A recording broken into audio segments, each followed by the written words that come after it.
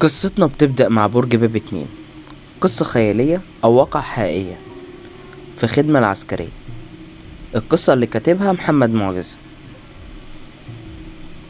ابتدت القصة عن شاب كان في الجيش، كان يعيش في قرية بسيطة، وكان عنده مشاكل وضغوط في حياته، وأول خدمة ليه كانت ليلية وهي برج باب 2. كان الشاب في اليوم ده مقرر إن هو هينتحر، فاستلم الخدمة من زميله، فوقف على سور البرج. مصطفى راح داخل عليه، قال له: انت بتعمل ايه يا مجنون؟ قال له: سيبني يا مصطفى، انا مخنوق من الجيش ومن القرف اللي انا عايش فيه في البيت. قال له: انت بتعمل ايه يا حسن؟ هتنتحر وانت انت مسلم، انت مش كافر. قال له: سيبني يا مصطفى، كده كده مفيش حد بيحبني، فالموت احسن ليا. طبعا مصطفى ما قدرش يمسك حسن راح رامي نفسه، فمات حسن. مصطفى جاله ذهول او صدمة عصبية، فجري على المعسكر يحكي اللي حصل بالظبط للقائد بتاعه. يا قائد، يا قائد، ايه يا ابني؟ حسن قتل نفسه.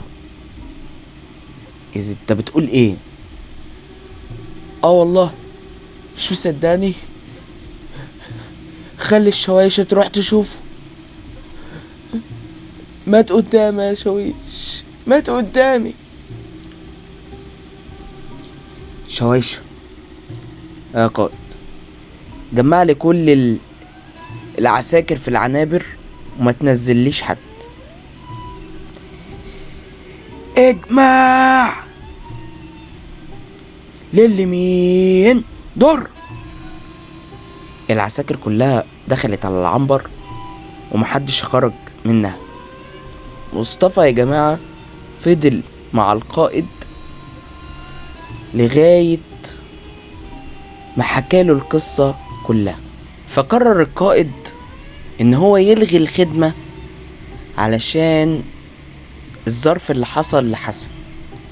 عدى يوم، يومين، اسبوع، اسبوعين، والخدمة كده كده رجعت تاني، بس كانت اسوأ 3 ليالي على 3 عساكر في خدمة برج باب 2. العسكري الاول بيقولك: وانا قاعد كده في البرج على الساعة 2:30 كده، حسيت ان في حد تحت البرج، اصوات، فببص من برج ما لقيتش حاجة، فنزلت عشان ادور على مصدر الصوت اللي انا سامعه، ما لقيتش حاجة. فجريت على المعسكر احكي اللي حصل معايا عشان ما يقولكش ده ساب الخدمة وهرب. دخلت للقائد: ايه يا بيه، جاي ليه؟ ساب الخدمة بتاعتك؟ فين سلاحك؟ قائد، ايه يا ابني مالك؟ احكي لي ايه اللي حصل لك. بصراحة يا قائد عايز اقولك على حاجة.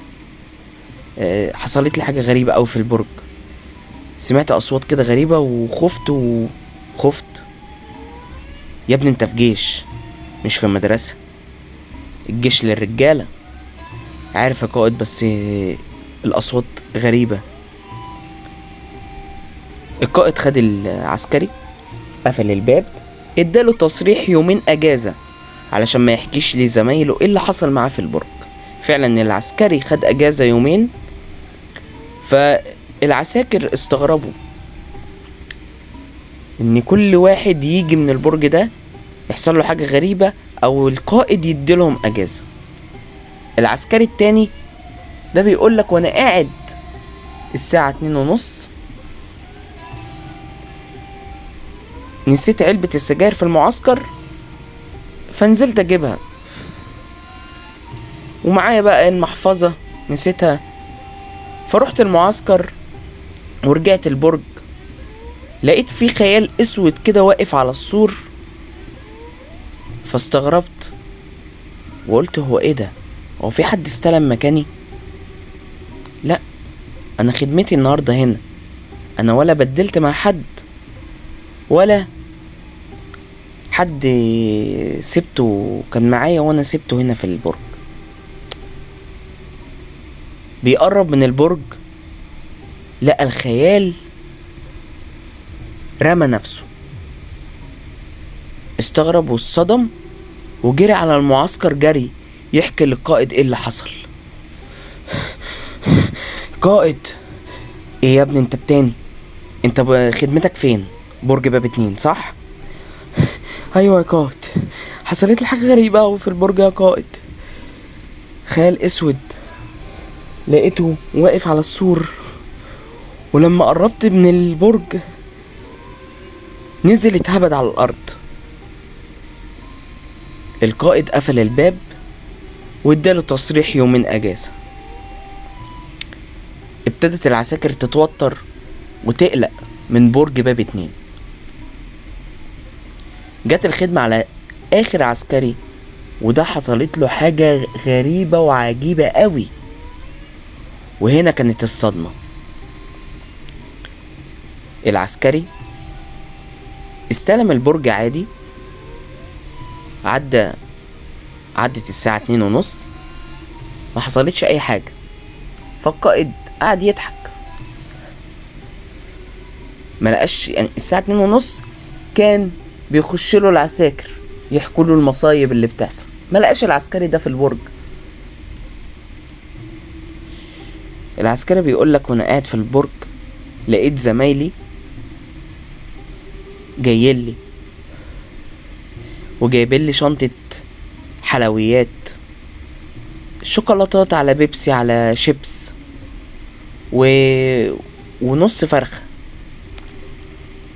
فاستغربت، قلت لهم ايه يا شباب؟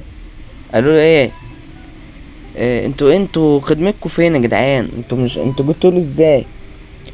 قالوا له عادي يا عم، احنا كانت خدمتنا الصبح وطلعنا لك بقى نقعد معاك شويه. كل يا عم كل، اكيد ده انت جعان. الشاب يا جماعه فتح الشيبسي والبيبس وكل الفرخه، فخلص الخدمه بتاعته، نزل الصبح، اللوري جه خده وداه على المعسكر. استغرب ان زمايله جوه في المعسكر نايمين، فقال لهم بس كانت حلوه قوي السهره، حلوه معاكم. قالوا له سهره ايه يا ابني؟ احنا كنا واخدين اجازه اصلا ولسه جايين، والخدمه بتاعتنا الساعه 6 المغرب. الواد اتصدم كده وقال لهم ازاي انتوا مش جيتولي الساعه 3 وكنتوا قاعدين بتاكلوا معايا نص فرخه وفتحنا الشيبس والبيبس وكنا قاعدين بنضحك مع بعض وبنغني قالوا له ازاي يا ابني ده؟ انت خدمتك كانت فين؟ قال لهم برج باب 2. ابتدى الشاب يصرخ ويقع على الارض، وجات له حالة صرع كده. ابتدى المعسكر يستغرب ايه اللي حصل، فحكى لهم. وبعد كده الشاب ولا بينطق ولا بيتحرك، تحس اللي هو جاله شلل.